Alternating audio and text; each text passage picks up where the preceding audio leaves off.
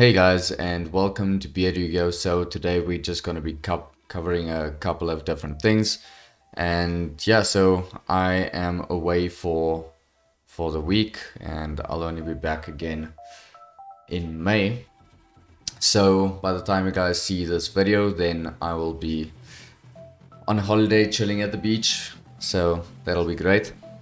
But yeah, let's get into a couple of the things that we can have a look at. Firstly, we've got our winner for the BeardYGO remote duel tournament that took place this Saturday that passed, and we have Ines, who took first place running Prank Adventure. So yeah, well done to you, and I will definitely get your prize to you as soon as I am back.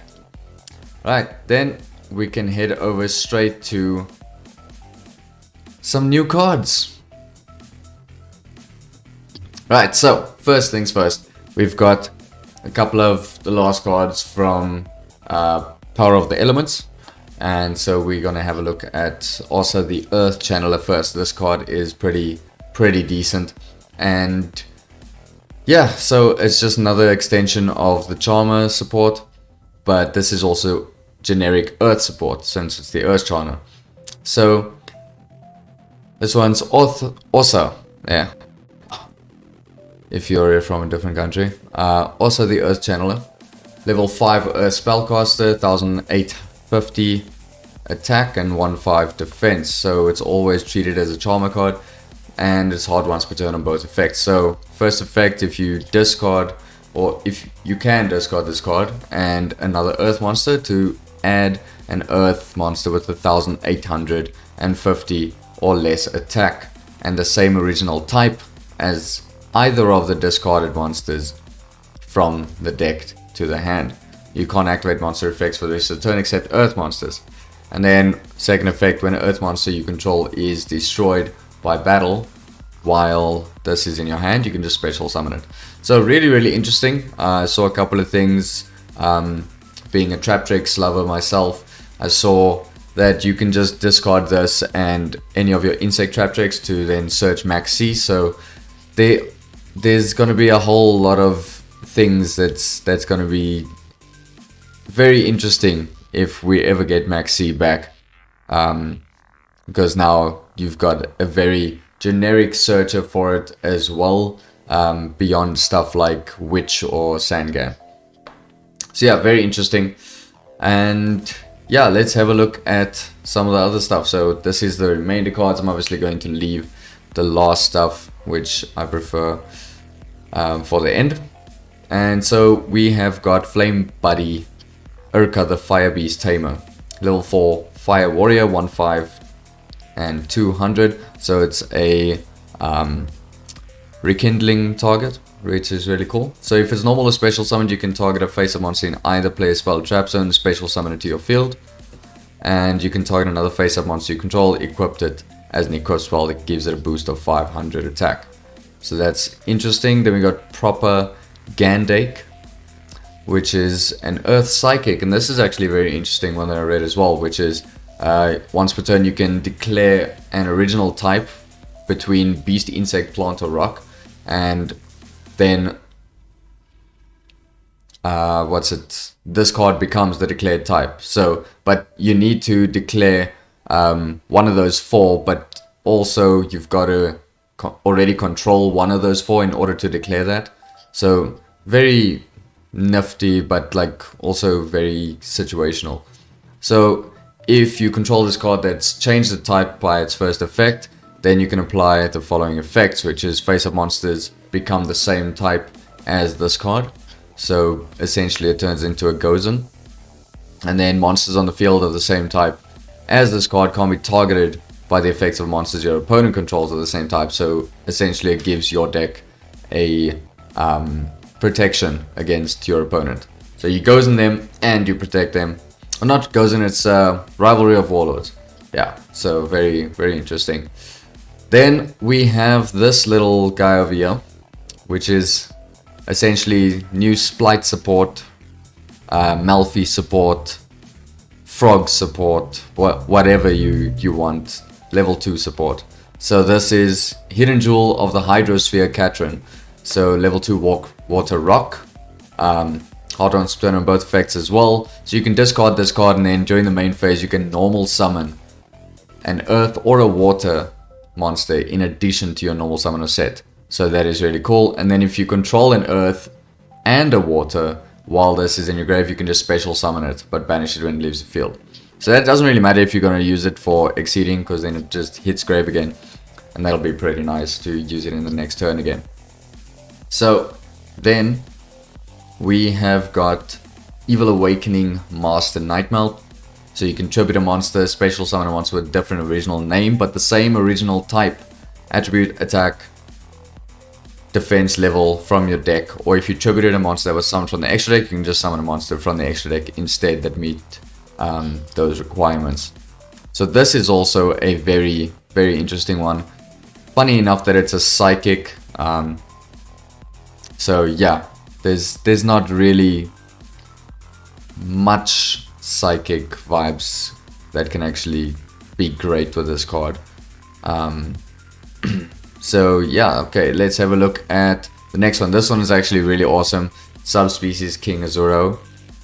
And this is a rank 3 Earth Warrior. 2-1 attack, 0 defense.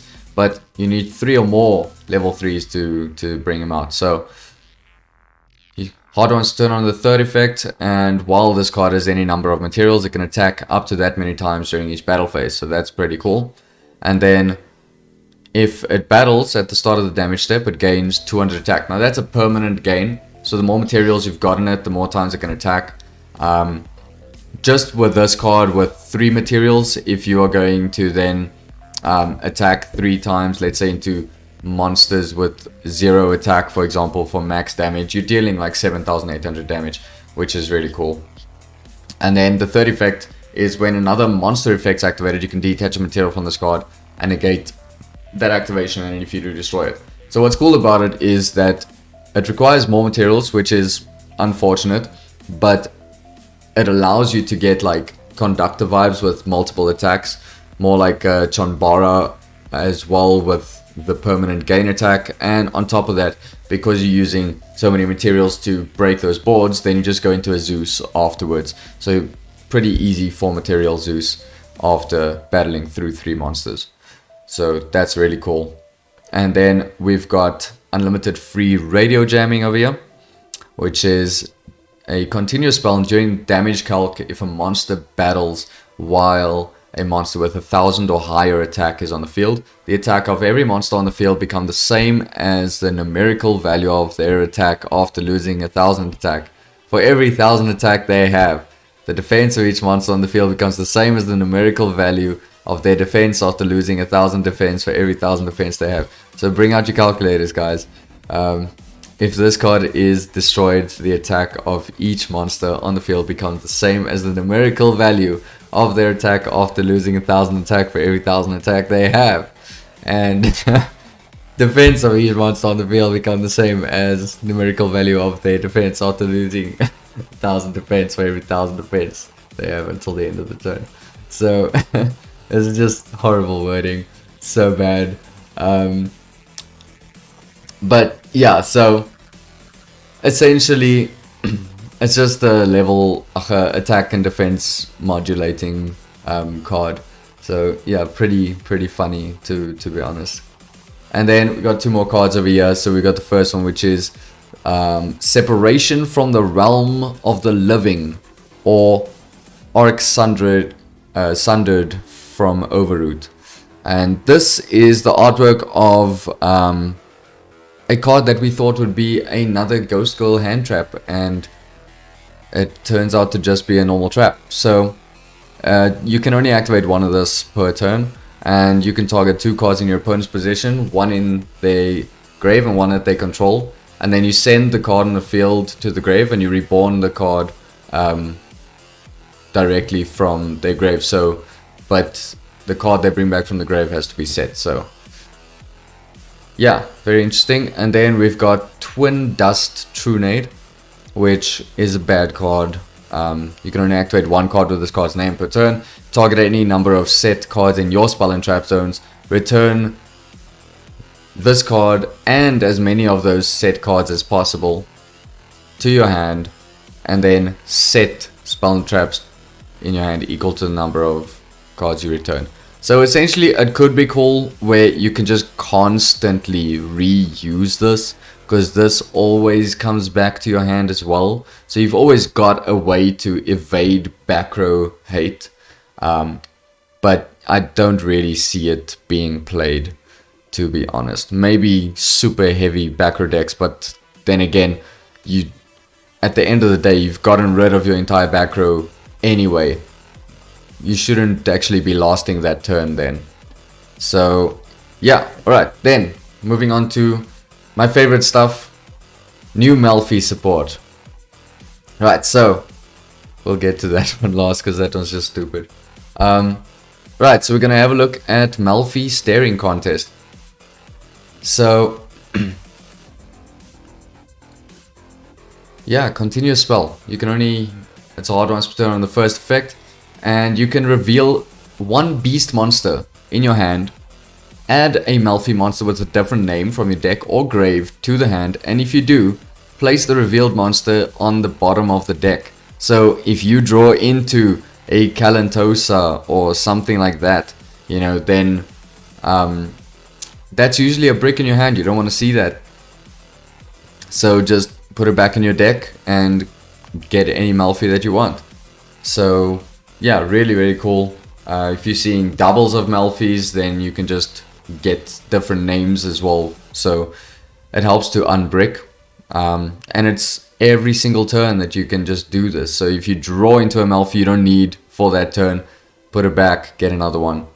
So at the start of your opponent's battle phase, you can reveal any number of Melfis in your hand, keep them revealed during the battle phase, and then monsters your opponent controls lose attack equal to the combined attack and defense of all monsters revealed by this card. So if you have a look at all of the Melfis, their attack and defense total 400. So for every Melfi that you reveal, your opponent's monsters will lose 400 attack. So yeah, that can be pretty useful. Right, then we have got Cheerful Melfis, which is the synchro over here. It's actually zoom in over here. I think we can do that. Yeah, so we got Cheerful Melfis over here, and so this is the Earth Beast Synchro. Now finally Melfis have a synchro monster, and yeah, so it's generic, it's a level 4, and it's an Earth Beast, so you aren't locked by Obedient Scold, which is nice. And so yeah, hard ones per turn on both effects. So if it's special summoned, then you can target a face-up monster on the field and return it to the hand. And second effect, if your opponent normal or special summons a monster or monsters, or when this card is targeted for an attack, just like every other Melfi, you can return this card to the extra deck and special summon a Melfi Exceed monster from your extra deck. So it's a nice tag out into something else, which is pretty cool. Then the first effect is just when it's special summoned. Now we know you usually run Hoppyhead Squadron in this deck, especially if you're going for pure. Then Hoppyhead Squadron then just gets you into like a Herald of the Arclight, but now it can also get you into this, so you've got some options to do it in your opponent's turn and just basically compulse a monster on the opponent's side. Then we have got our first ever water Melfi, Melfi Sealy. So it's still a beast though, but this time it is a tuner. So yeah, hard ones to turn on both effects, and the first effect says if face up beast monster you control other than Melfi Sealy was returned to the hand this turn. Quick effect, you can special summon this card from your hand, and immediately after this effect resolves, you can synchro summon using only Melfi monsters in your hand and this card as material. And the second effect, during your end phase, if this card's in your grave, you can target a beast Exceed monster you control, attach to this card to it as material. So what's interesting about this is essentially not necessarily a replacement for Hopyet Squadron, but it is a second copy of Hopyet Squadron that can be activated in any phase of the turn that a Melfi was returned to the hand. So that's usually from main phase, battle phase, main phase 2, or end phase, whereas Hopyet Squadron's only in the main phase. So this, I think, can be really beneficial. And then, yeah, it uses the monsters in your hand, so it doesn't have to use monsters on your field as material. So you can just continuously maintain a bit of board presence as well. And then lastly, we have the best card that this is such unnecessary support, to be honest. It's actually really good for the deck. So it's Melfi Wallaby.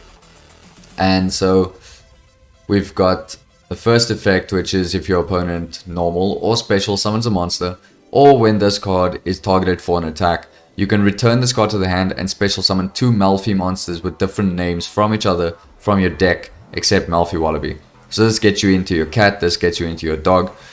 You know, if you're running Pony, if you're running Fenny, you know, it just gets you into every single thing you need. And this is like Rescue Cat for the deck.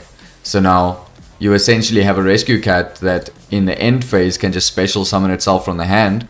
So if you open Rescue Cat along with this, along with Obedient Schooled, like, it's a lot of interruption. So yeah, I'm really excited for this. I can't wait to pick this up. Yeah, max rarity Melfis. Right, and then heading on to some more news. We've got the Master Duel first ever limited list. Can't say ban list because nothing got banned, unfortunately. But yeah, we can see Ben 10 to 1. Okay, it's there, but Ava's still there. Doesn't make a difference, guys. Conquistador, okay, cool. So we've got a little bit of a check on Eldritch getting limited. Also doesn't really do that much, but now they can only pop that one time, so it could hurt the deck quite a bit. But they've got a lot of other stuff that they can run, which is much more powerful than just a pop one. Right, so semi-limit. So we've got DD Dynamite. Yeah, okay. Consistency hit for the burn decks. Wow. Sekka's Light for Adamancipators. And we've also got Roxy's and Analyzer here for Adamancipators. But this does essentially nothing. Like, really nothing. We've got Torn Scales over here. Also, essentially does nothing. Cobalt Sparrow also essentially does nothing. Fractal as well, nothing. Lao Lao, such a weird hit because it does nothing. Yeah, you've got 3 Tenki. You've still got 3 Tenki plus the 2 Fractal and the 2 Cobalt for this. Torn Scales, honestly, this is not hurting anyone. You still have Boots and Cloak and everything like that. Lao Lao, I don't know why they hit this.